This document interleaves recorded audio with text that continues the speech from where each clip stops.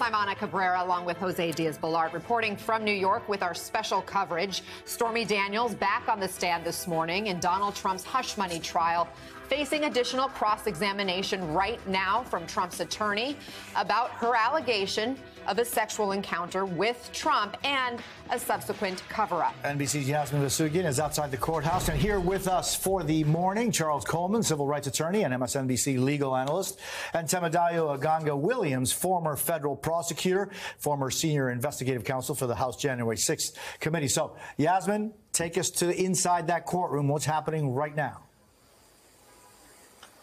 Already pretty contentious, to say the least. It seems as if Stormy Daniels is much more prepared this morning than she was Tuesday at the start of her testimony then, especially when it came to cross-examination with Susan Necheles. A lot of back and forth at the very get-go. It seemed as if it was as contentious as it was the first go-around. And what I mean by that is Susan Necheles asking repeatedly, was this just about money? Were you just looking for money? And, of course, guys, I'm paraphrasing here, and Stormy Daniels repeatedly saying, no, I was not. Just to give you kind of color from inside the courtroom, Stormy Daniels wearing a green dress this morning with a black sweater going down to the floor. Her hair is down, seeming more relaxed, according to some of our reporters that are inside the courtroom. There is a back and forth going on when it comes to, for instance, the lead up to the payout of the $130,000. And Susan Necheles brings up this moment in which it seems as if Stormy Daniels was angry, quote unquote, furious, as Susan Necheles puts it, about the fact that the money had not been paid out. The negotiated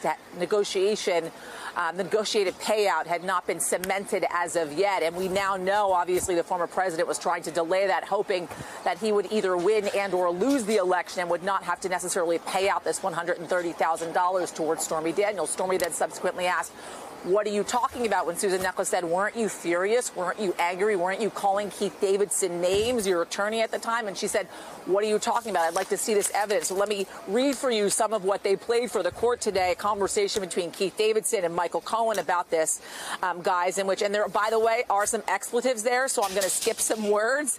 I just didn't want you to get caught off guard. This is Keith Davidson speaking, and I wanted to let you know what was going on behind the scenes, and I would not be the least bit surprised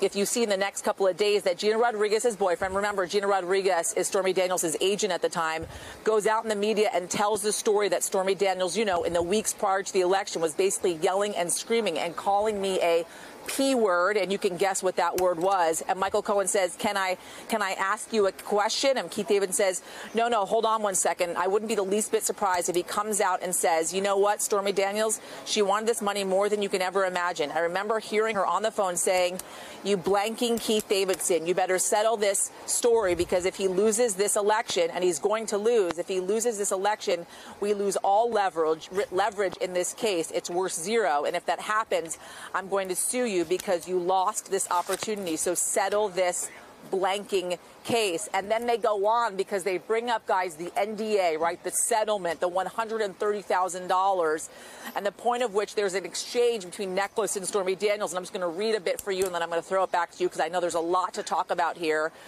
There's a settlement agreement, Necheles says, between two parties. You cite a few things that will be agreed to. Prior to entering the agreement, there is confidential information relating to the defendant in this case. And Daniel says yes.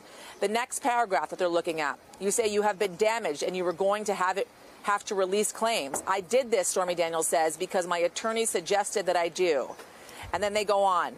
This is the parties agreeing it would be kept confidential, and you refer to it as an NDA.